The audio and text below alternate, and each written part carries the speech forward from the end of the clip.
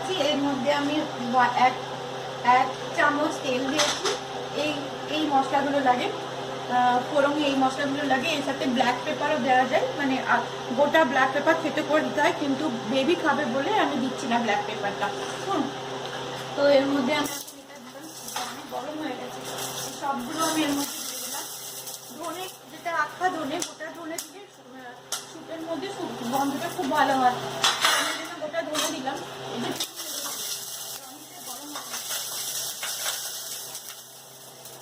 আর মশলা বলতে একটা পেঁয়াজকে 2 টুকরো করে 4 টুকরো করে কাটতে হবে, কারণ একদম কুচি কুচি করে কাটলে পরে হবে না। আর এই জিঞ্জার গার্লিকও পেস্ট চাই না, ছোটো ছোটো করে কাটতে হবে গোটা গোটা করে। এর রস থেকেই কিন্তু চিকেন স্টিউটা বানানো হয়, কারণ ওটা যদি আর কোনো মশলা দেওয়া হয় না, তো যদি পেস্ট বানানো হয় সেটাতে টেস্ট হয় না। তাহলে এটা এই যে আমি কেটেছি, গোটা গোটা করে কেটে ছোটো ছোটো করে টুকরা করেছি, এটা গোটা গোটা ছোটো ছোটো টুকরা করেছি। দেখো এটা সবগুলো একসাথে দিতে হবে।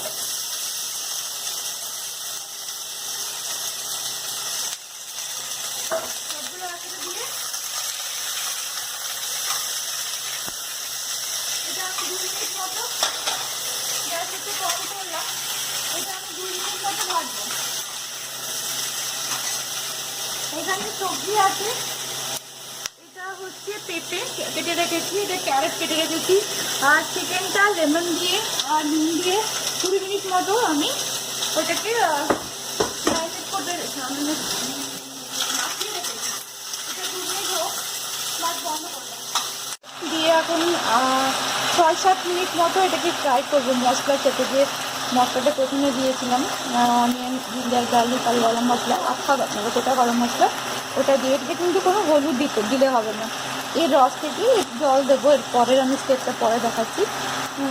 এটা একটুখানি ফ্রাই করে নিই, ফ্রাই করে সবজি দেবো, সবজি দিয়ে জল দেবো। জলটা যখন ফুটতে শুরু করবে তখন আমি কুকারটা বন্ধ করে 2টো মাত্র সিটি দিয়ে নামিয়ে দেবো। তারপর নামানোর পর বাটার দেবে, বাটার দিয়ে আমরা খেতে পাই।